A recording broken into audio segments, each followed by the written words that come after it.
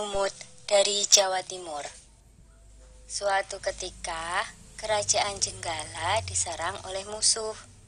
Ketika perang semakin sengit, permaisuri raja yang bernama Putri Dewi Sekartaji melarikan diri dan bersembunyi ke sebuah desa yang jauh dari Jenggala. Untuk menjaga keselamatannya, ia menyamar sebagai gadis kampung.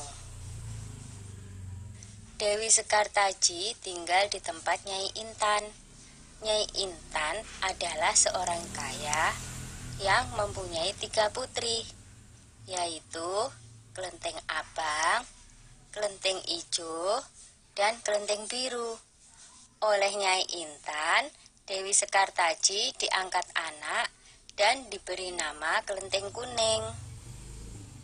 Setelah keadaan di kerajaan Jenggala kembali tenang dan aman, sang pangeran mencari jejak istrinya. Ia pergi dan menyamar menjadi seorang pangeran yang sedang mencari jodoh. Panji Asmarabangun menyamar dengan nama Ande-Ande Lumut, lalu membuat sayembara. Dalam waktu singkat, berita sayembara itu tersebar jauh hingga ke desa si Kelenteng Kuning. Kelenteng Abang, Ijo, dan Biru mendengar kabar sayembara itu. Mereka sangat senang dan ingin mengikuti sayembara itu. Kita harus berhias agar terlihat cantik dan memikat sang pangeran, kata Kelenteng Abang. Benar sekali, kita akan memakai pakaian dan perhiasan yang paling bagus, kata Kelenteng Ijo. Hai Kelenteng Kuning, kamu tidak usah ikut sayembara ini, karena kamu tidak pantas mendapatkan pangeran. Lebih baik kamu mencuci baju di sungai, perintah Kelenteng Abang sinis.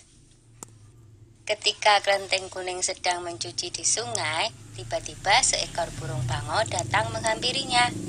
Anehnya, burung itu bisa berbicara dan kedua kakinya menggenggam sebuah cambuk. Wahai Tuan Putri, pergilah ke desa Dadapan mengikuti sayembara itu. Di sana Tuan Putri akan bertemu dengan Panji Asmarabangun. Bawalah cambuk ini, siapa tahu nanti dibutuhkan, ujar sang bango sambil meletakkan cambuk itu di atas batu. Burung bango itu lalu terbang ke angkasa dan menghilang sebelum Kelenteng Kuning menjawabnya. Kemudian Kelenteng Kuning kembali ke rumah dan berangkat menuju desa Dadapan. Sementara itu, di tepi sungai Bengawan Solo, ketiga saudara dan ibu angkatnya bingung karena harus menyeberangi sungai, tetapi tidak ada perahu. Bagaimana cara kita menyeberang, Bu? Tanya Kelenteng Ijo dan saudarinya. Lalu mereka melihat seekor kepiting raksasa. Kepiting itu adalah Yuyu Kangkang, utusan Ande-Ande Lumut. Dia diutus menguji para peserta sayembara yang melewati sungai tersebut. Hai kepiting raksasa, maukah kau membantu kami menyeberang sungai? Pinta Kelenteng Abang. Yuyu Kangkang tertawa lebar. Hahaha, aku akan membantu kalian, tapi ada syaratnya, kata dia. Apapun syaratnya, kami bersedia. Yang penting kami bisa menyeberang, jawab Kelenteng Abang. Kalian harus menciumku, kata Yuyu Kangkang. Dan mereka pun bersedia memenuhi syarat si Yuyu Kangkang. Kelenteng Kuning tiba di pinggir sungai. Yuyu Kangkang mengajukan syarat yang sama, tetapi Kelenteng Kuning menolak. Dia tak ingin mengkhianati suaminya. Berkali-kali Kelenteng Kuning memohon, tetapi Yuyu Kangkang tetap menolak. Akhirnya Kelenteng Kuning memukulkan cambuknya ke sungai, dan seketika itu air sungai Bengawan Solo surut.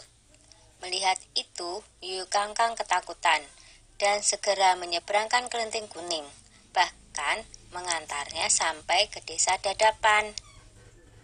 Sayembara pun dimulai.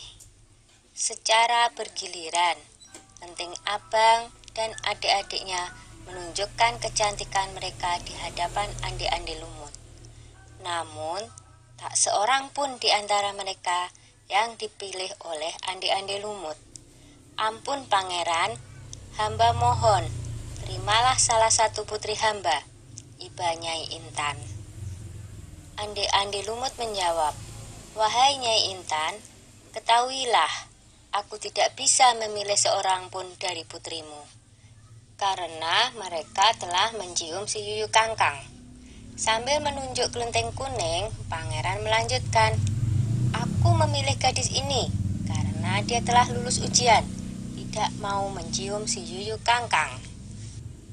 Nyai Intan dan ketiga putrinya baru sadar bahwa mereka ditolak oleh Ande-Ande Lumut karena tidak lulus ujian. Kemudian Ande-Ande Lumut membongkar penyamarannya dan mengatakan bahwa dia adalah Panji Asmara Bangun. Kelenteng kuning sangat bahagia karena bertemu lagi dengan suaminya. Sudah ya cerita Ande-Ande Lumutnya. Jumpa lagi.